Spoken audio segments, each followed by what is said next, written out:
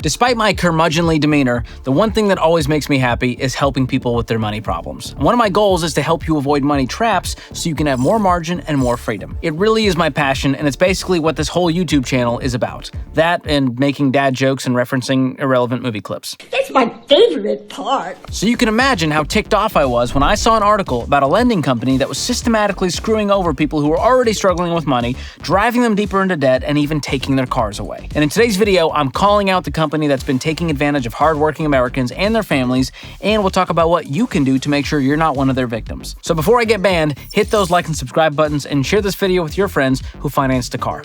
They might want to see this. I need help.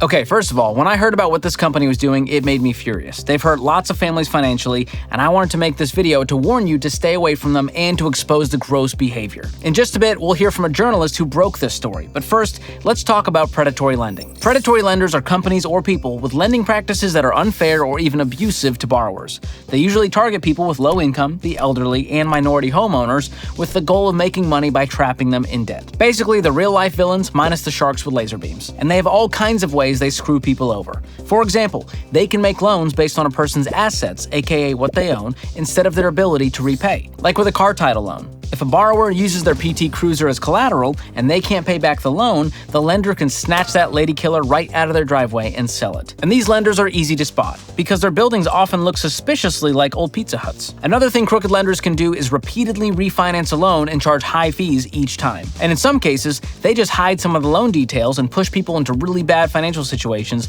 without them even realizing it. But the predatory lending I'm talking about today has to do with auto loans. More specifically, loan deferments or extensions. This is when a lender offers a temporary pause on loan payments, which sounds generous, right? But in some cases, what they're really doing is misleading people into owing them more money. And the company that's made this a big part of their business model is called Exitor Finance. They're one of the largest auto lenders in the country, and they specialize in high-interest loans for people who have a history of not paying bills or defaulting on their debt. So to help us understand what's going on, I talked to buyer Duncan with the nonprofit investigative newsroom ProPublica. He and his colleague Ryan Gabrielson wrote a piece about Exitor and how they're hurting hardworking American families. But before we get to the conversation, let me tell you how to keep your personal info away from shady spammers and scammers. And that's by using Delete Me, one of the sponsors of today's video. Delete Me finds and removes your info from hundreds of these data broker sites that sell it for a profit. And Delete Me will send you a report with all the details and how much time they've saved you. And so far, I have saved 55 hours, which is more time I can spend calling out dishonest companies. So help protect yourself from the risks of online scams and data breaches with Delete Me. And right now, you can get 20% off their plans by going to joindeleteme.com/George or by clicking the link in the description below.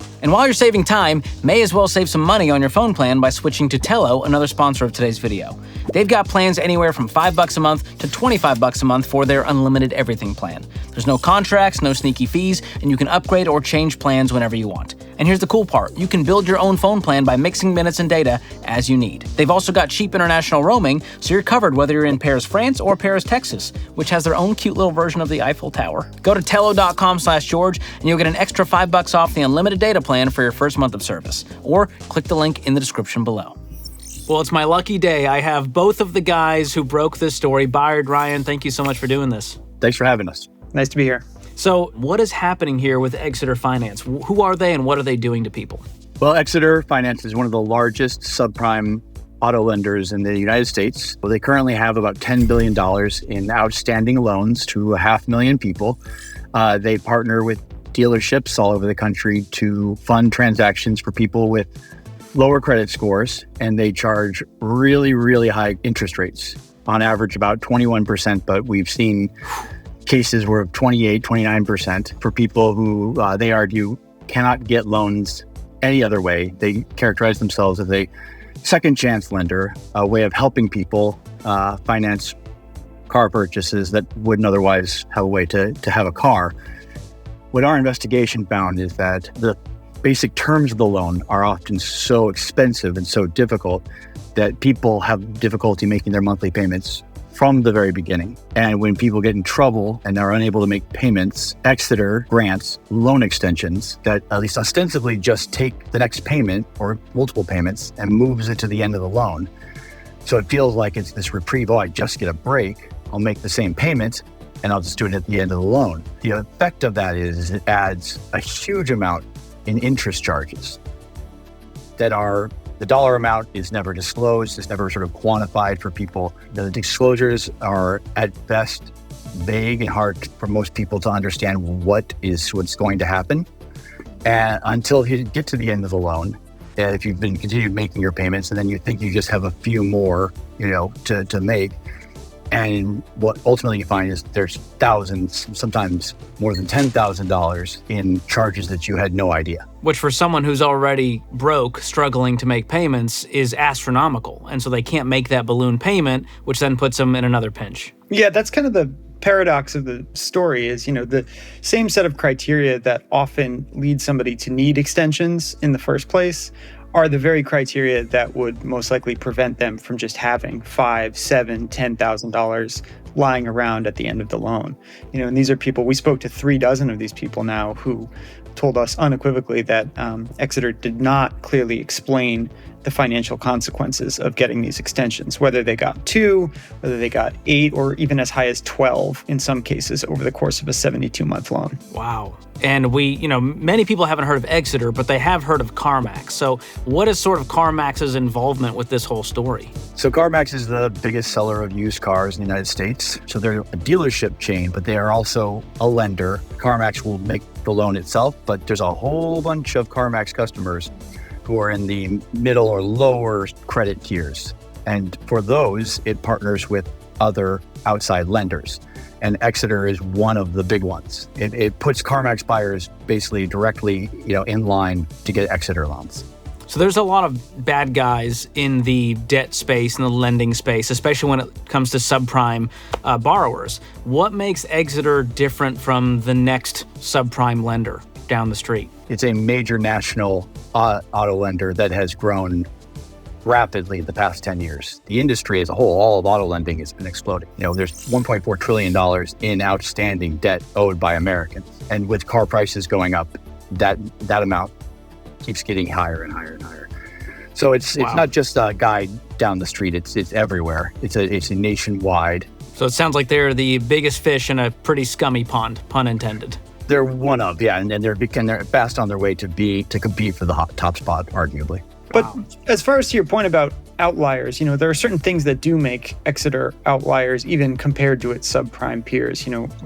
We analyzed a lot of data to try to determine where they landed, and we found that in general, their loans are more expensive than other companies with a similar clientele of sort of higher risk borrowers. And a majority of Exitor's loans, more than 200,000, are at least 3 payments behind schedule, which is roughly twice that of any other subprime lender in the something like 10 million records that Ryan crunched. So in the article, you guys share real stories of people, of families who felt deceived, hurt financially by Exitor. Buyer, do you have a story that sticks out in your mind of one of these people, one of these families, and what they've gone through? Sure. Yeah. I'll tell you the story of Don Weaver. He's a disabled veteran living in Baton Rouge, Louisiana. Purchased his car back in 2016, I believe, with a high interest rate, something over 25%. Over the course of his 72-month loan, he was granted 12 payment extensions. In some cases, he was just short on cash. He lives off of his disability payments. In other cases, he encountered an unexpected expense, busted brake pads. So each time he got an extension, he says Exitor assured him over the phone that he was current and that he was basically good to go. He, like many of the other folks we spoke to, said that they did not explain the financial consequences of what he was getting himself into. Fast forward to the maturity date of the loan, he has paid every cent that was on the initial disclosures that he was given on his contract, the Truth in Lending Act disclosures. But what extensions allow a company like Exitor to do is render those disclosures essentially moot, because you still owe more money that, again, experts and these consumers told us were not clearly disclosed. Don has paid all that money, and he finds himself still owing something around $10,000. He's unable to pull that together. The car gets repossessed, and he finds himself without a vehicle, even though he's paid the whole sum that the contract initially stated, and he spent 7 years paying off the vehicle. That is awful. I want to read this quote from the article from Aaron, who is a consumer protection director at Consumer Federation of America. If you can manipulate the payment schedule in such a way that makes the original disclosures meaningless, that's a huge problem. So, Byard, that's what you're referring to, where they make the payments, they follow the schedule, even what was in the contract, they make the payments, they pay more than what was owed, and then they still get the car taken away. Is that the piece of injustice here that really grinds your gears? So, I mean, and to be fair to Exitor, Exitor has maintained that their extension practices are in line with state and federal laws. They have defended their practices, and we gave voice to their defense of those practices. But the fact is, when you get these extensions, and if you, as a consumer, feel as though the cost was not clearly explained to you, yes, it is true, you're paying more than your contract said you would pay. The Truth in Lending Act, which is supposed to account for this, even if, in many cases, if you do a loan modification, which some experts have argued to us, these extensions are essentially loan modifications, you would have to get updated disclosures to see the total you would pay. That's not the case with extensions.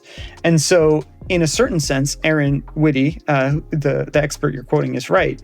If you can find a way as a lender to get more money, to generate an additional source of revenue without updating the cost that was on the initial price tag, that can be something that can certainly grind the gears of consumers and also earn extra money on a loan. A lot of these loans are structurally unaffordable for the people who take them, but an extension or multiple extensions can keep that loan from defaulting, sometimes for the entire length of the loan.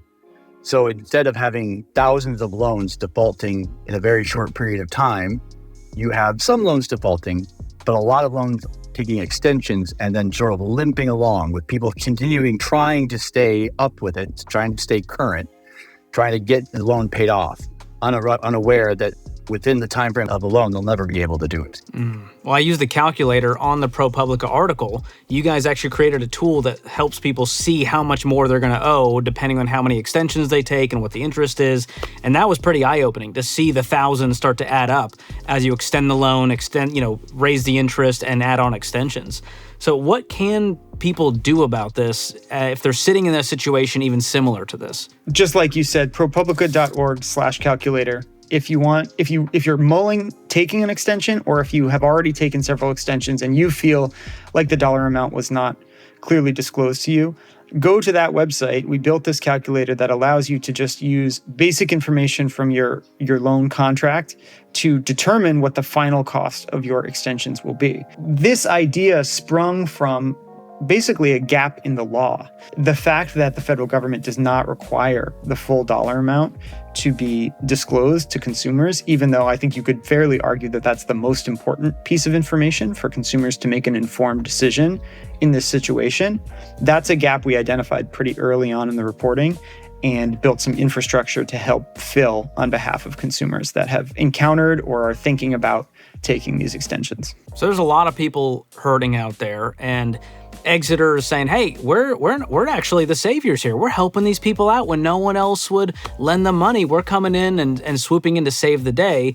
And yet the people are saying they didn't disclose all this information. They're sort of rigging this against us to make it even more difficult, taking away our car, adding on extra fees. What is the solution here? We can argue about who's in the right, who's in the wrong. Obviously, we're in favor of the people and the consumer, but what is the solution here that would make you guys smile knowing you did a good job with this piece? People who are engaging in a transaction should know what the terms of the transaction. Like if you're buying something, you should know what it costs. An extension costs money. It costs increased interest charges, and those should be spelled out before somebody has to agree to the extension. And by the way, the CFPB's representative who speaks on behalf of their efforts on the auto industry has said something, if not identical to what Ryan just said, quite similar. He has acknowledged on the record with us that all the information ought to be shared, that there needs to be mutual recognition and mutual understanding on both sides about what the ramifications of a transaction will be. Now, he wouldn't say Exitor or another company needs to start doing A, B, and C, because, for a federal regulator to say that'll be the product of a long investigation and perhaps even a settlement agreement. But one thing that was clear when we spoke to him was that transparency is critical, especially for dollar amounts this size, for this particular clientele of vulnerable customer. Our reporting shows, in a variety of different ways that transparency was not there on the customer side. Well, either way, I would not wish one of these loans on my worst enemy, and I appreciate you guys doing the hard work of digging into the most minute details to show people the truth and to, give a voice to the stories of people out there who are hurting. And so I have nothing but respect for what you guys do. Ryan Byard, thank you so much for being on today's episode, and I hope I've been a part of spreading the word about this really important piece. So some lessons learned here. If you have a car loan and you're having trouble making payments, do not take a deferment on the loan. You're just kicking the can down the road and potentially adding a huge payment at the end. What you should do instead is get rid of the loan as fast as possible. Now, the quickest way to do that might be to sell your car and use the profits plus any savings you have to buy a reliable used car in cash. Now, you might have to save up for a while, but it's worth it to avoid these sketchy lenders. And if you're underwater on the car, meaning you owe more than what it's worth, I've got an article for you that walks you through exactly what to do, and I will link it in the description below. And remember, the best way to avoid this money trap is to stay away from auto loans altogether. So keep watching this video to see why I'm convinced that auto loans are America's #1 wealth killer, or click the link in the description below. Thanks for watching. We'll see you next time.